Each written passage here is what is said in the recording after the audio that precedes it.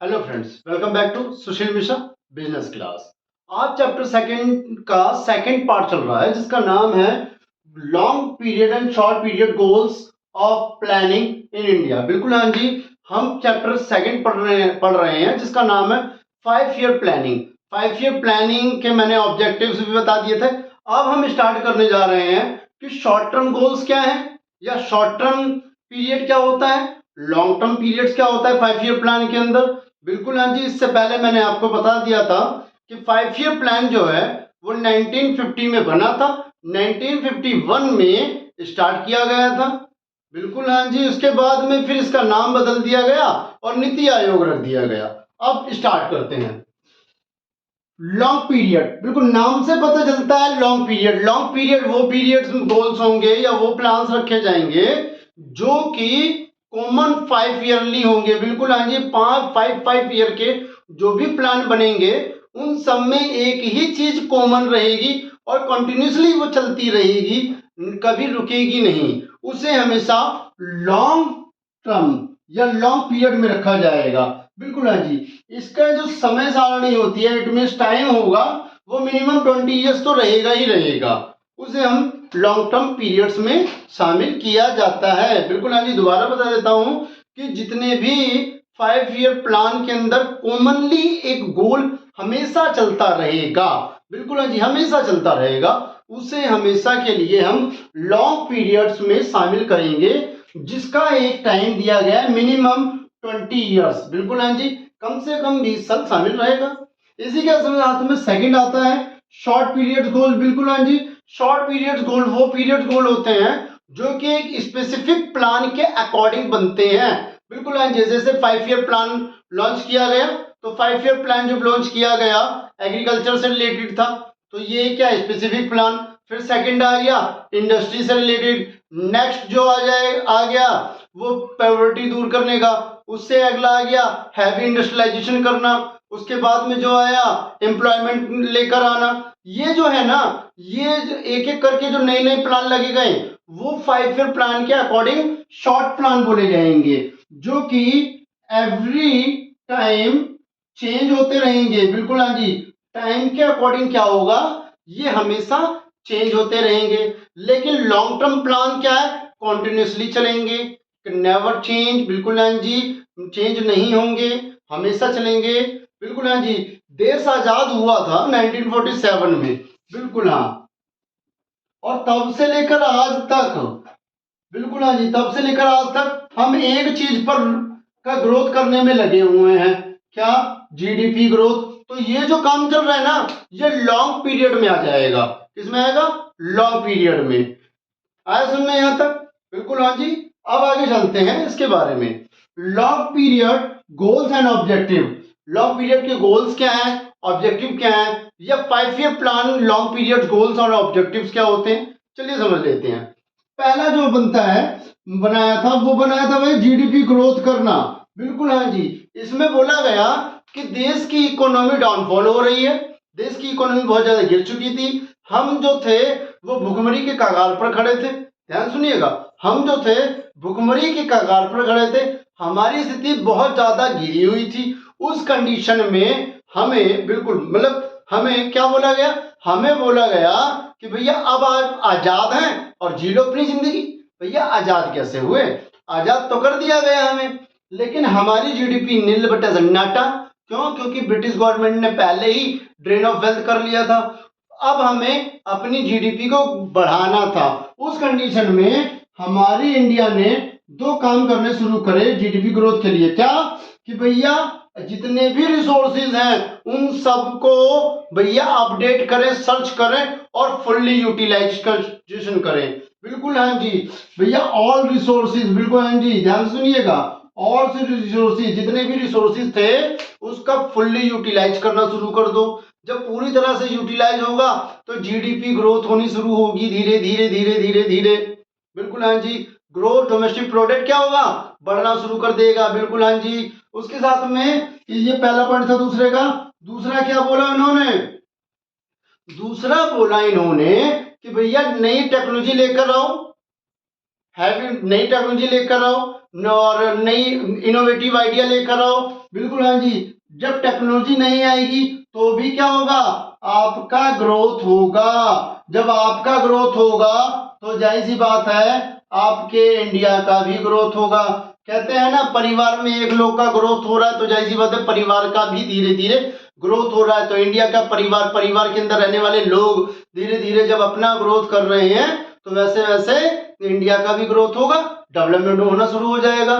तो ये 5 year plan में सबसे पहला ऑब्जेक्ट रखा गया कि जीडीपी ग्रोथ करो, न्यू इंडस्ट्री लेकर आओ, न्यू इनोवेटिव आइडिया लेकर आओ, न्यू टेक्नोलॉजी लेकर आओ, चाहे वो एग्रीकल्चर से रिलेटेड हो या एग्रीकल्चर टू रिलेटेड कॉमर्शियलाइजेशन पे हो, कैसे भी हो। ट्रैक्टर लेकर आए, बिल्कुल हाँ जी, पहले ट्रैक्टर थे नहीं, मशीनी उपकरण लेकर आए, ट्रैक्टर, ट्राली, कंपाइंडर, थ्रेसर, इक्विपमेंट नए नए लेकर आए। ये एग्रीकल्चर में क्या हुआ, आगे बढ़ाना शुरू कर दिया। यही चीजें क्या हो गई, न्यू टेक्नोलॉजी में शामिल कर गई, जिससे कि क्या मिला, जीडीपी ग्रोथ की ओर पुश होना शुरू कर दिए हम। गुड। सेकंड पॉइंट पे चलते हैं। सेकंड पॉइंट बोलता है फुल एम्प्लॉयमेंट। बिल्कुल हाँ जी, नाम से पता चलता है कि पूर्ण रोजगार, हिंदी में बोलते हैं पूर्ण रोजगार। Full employment means, full employment का ये मतलब नहीं है कि यहां पर जीरो अनएम्प्लॉयड होंगे, बिल्कुल नहीं। ये बोलता है कि फुल एम्प्लॉयमेंट जो काम करने वाले हैं, जो काम करना चाहते हैं, इच्छा है, और जो काम करने की इच्छुक हैं, उन सबको करंट वेज रेट के अकॉर्डिंग उन्हें जॉब मिल गई और वो जॉब कर रहे हो, या कोई काम मिल गया वो कोई काम भी कर रहे हो, या किसी काम में निहित हो, किसी काम को कर रहे हो, उन सबको यहां शामिल किया जाएगा फुल एम्प्लॉयमेंट में। अब full employment it means does not a zero unemployed. यहां बोला गया कि नेचुरली, बिल्कुल हाँ जी, नेचर के अकॉर्डिंग कुछ ना कुछ व्यक्ति तो बिल्कुल रहेंगे ही ऐसे कि भैया काम वाम नहीं करेंगे, कुछ तो लोग रहेंगे। जैसे एग्रीकल्चर सेक्टर में प्राइमरी ऑक्यूपेशन में आता है, क्या आता है भैया, एग्रीकल्चर सेक्टर में अगर 2 लोग काम करें तो भी उतना आउटपुट हो रहा है, और 4 लोग करेंगे तो भी उतना ही हो रहा है, तो वो 2 लोग जो एक्स्ट्रा काम कर रहे हैं वो किस में आएंगे, वो इसी में आएंगे, फुल एम्प्लॉयमेंट में। लेकिन देखने में क्या है, अनएम्प्लॉयड ही है भाई। यहां तक आगे सुने, बिल्कुल हाँ। यहां बोला गया, गवर्नमेंट ने बोला, GOI, गवर्नमेंट ऑफ इंडिया ने बोला कि भैया इंडिया में जो काम करने लायक हैं और जो काम करने के इच्छुक हैं, उन सबको, बिल्कुल हाँ जी, बिल्कुल विलिंग एंड एबल, दोनों भैया, विलिंग एंड एबल, काम करने योग्य और काम करने के इच्छुक हैं जो, उन दोनों को ही क्या मिले, काम मिले और वो काम करें। बिल्कुल हम उसको क्या बोला गया, फुल एम्प्लॉयमेंट में रखा जाएगा, लोगों को रोजगार दिया जाए। इसके साथ में अगला क्या बोला, अगला बहुत इंपॉर्टेंट है, ध्यान से देखिएगा। अगला बोलता है third, equitable distribution. Equitable distribution, government of India ने कहा कि भारत बहुत बड़ा देश है, भारत में बहुत सारे लोग रहते हैं, यहां पर कोई भी व्यक्ति इक्विटेबल, इक्विटी नहीं है, कोई हायर है, कोई लोअर है, कोई मिडल है। बिल्कुल आज आप सबको पता है कैटेगरी बटी हुई है, रिचेस्ट, मिडल एंड पुअर।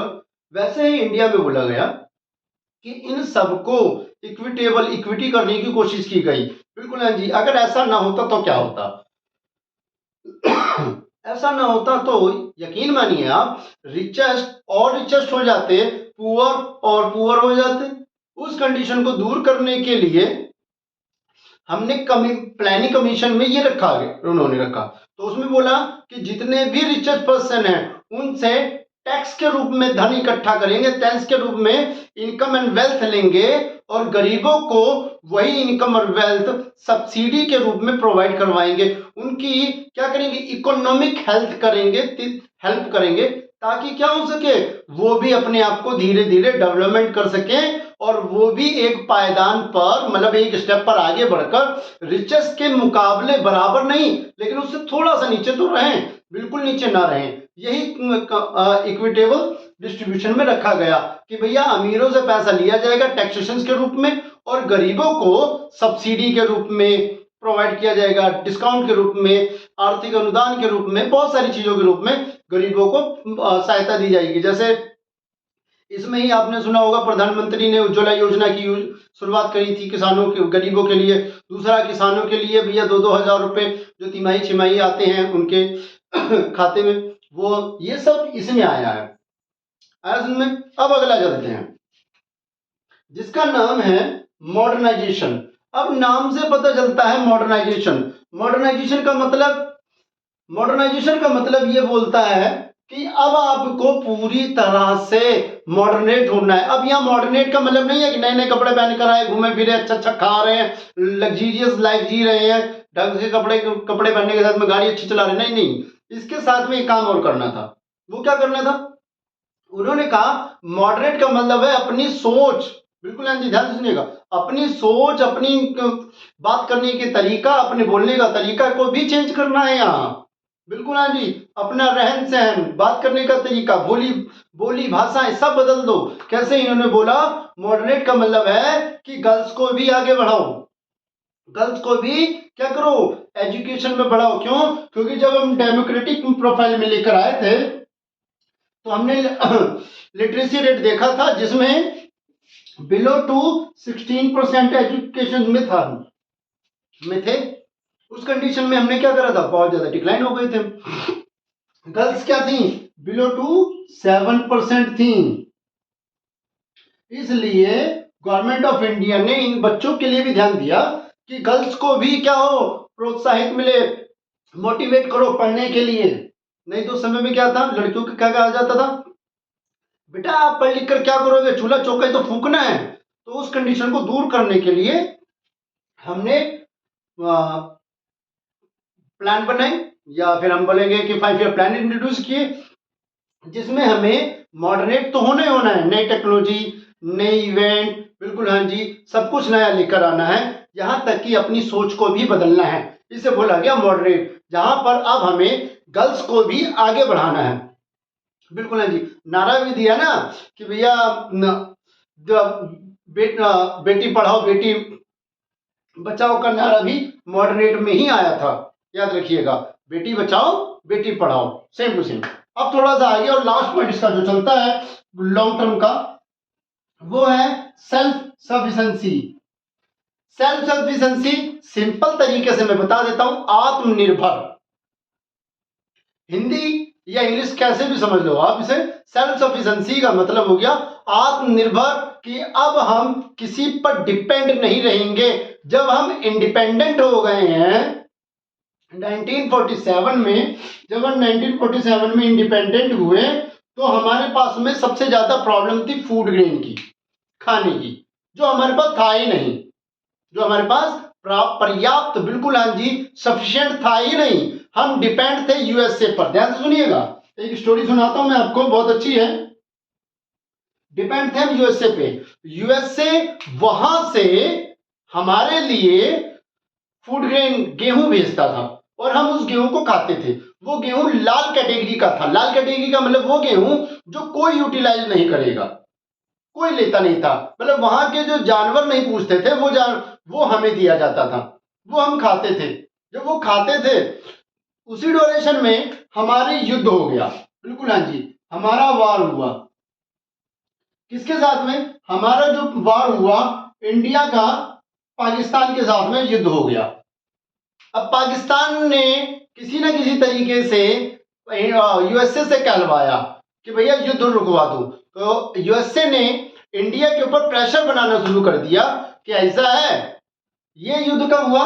ये युद्ध 1956 के राउंड फिगर में हुआ था, याद रखिएगा। इन्होंने कहा, क्या कहा कि ऐसा है भैया, एक काम करो। कह क्या? कह रहे भैया ये तामझाम बंद कर दो, ये तामझाम बंद कर दो। क्या बंद कर दें? कि युद्ध ना करो। किसके साथ? पाकिस्तान के साथ। नहीं तो यूएसए ने बोला बेटा अगर युद्ध नहीं बंद करा, इंडिया से युद्ध नहीं बंद करा, तो यकीन मानो आपको जो फूड ग्रेन की सप्लाई की जा रही है वो बंद कर देंगे। यूएसए ने साफ धमकी दी। उस कंडीशन में यूएसए ने हमें इतना ज्यादा मजबूर कर दिया कि हमने वार को रोकने की कंडीशन में थे। तो उस समय में क्या खड़ा हो गया? उस समय में हमारे बहुत नेता या हमारे बहुत अच्छे इंसान जो भी थे, उन्होंने एक नारा दिया था, याद रखिएगा।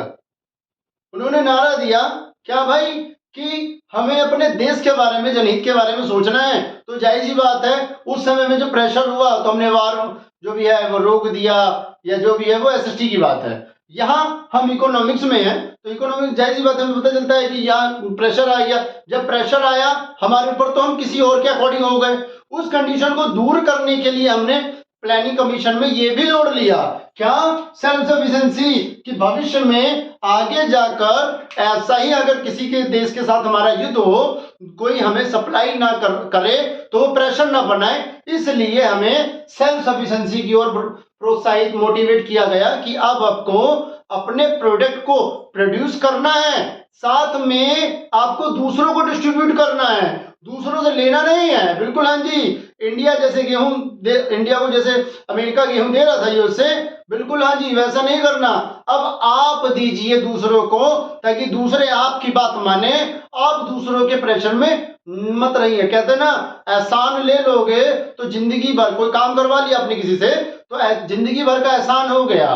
बिल्कुल हाँ जी, वही कंडीशन इंडिया के साथ उस समय में थी। तो कमीशन ने क्या बोला, प्लानिंग कमीशन ने क्या बोला कि आत्मनिर्भर का एक स्लोगन डाल दो इसमें, कि अब हम इनसे क्या, फूड ग्रेन नहीं लेंगे, अब हम खुद फूड ग्रेन ग्रो करेंगे और दूसरों को भी डिस्ट्रीब्यूट करेंगे, मतलब हम फूड ग्रेन में भी सरप्लस रहेंगे। बाकी आप सबको बता रखा है मैंने कि टाइमलाइन मैंने इस वीडियो से और पहले वाली वीडियो में डाल रखा है कि किस किस साल क्या क्या आया, और उसी में मैंने बताया होगा आपको, या आप देख लीजिएगा कि भैया मैंने बताया था कि ग्रीन रिवॉल्यूशन 1956 के अराउंड में ही आया था, और उसी समय में कहा गया था जय जवान जय किसान का नारा दिया गया था। और ये जो नारा दिया गया था आप सबको पता ही है, लाल बहादुर शास्त्री जी ने दिया था, और उसी समय में यूएसए के कारण हमने 2 दिन का उपवास रखना शुरू कर दिया था, और अमेरिका ने वो गेहूं नहीं भेजा था, इसके कारण ही हमने उपवास रखना शुरू कर दिया था। या हमारे जो नेता थे लाल बहादुर शास्त्री जी, इन्होंने साफ बोल दिया था कि भैया मत भेजो, हम यहाँ पर 2 दिन का उपवास रख लेंगे, वो मंजूर होगा, लेकिन युद्ध में कोई समझौता नहीं होगा। ऐसी सिचुएशन को दूर करने के लिए हमने सेल्फ सफिशिएंसी को रखा। अब आपको एक बार दोबारा बता देता हूं कि भैया long term period, short term period. Long term वो है जो 20 साल से ज्यादा चलेंगे, शॉर्ट टर्म जो हर बार 5-5 साल पर बदलते रहेंगे।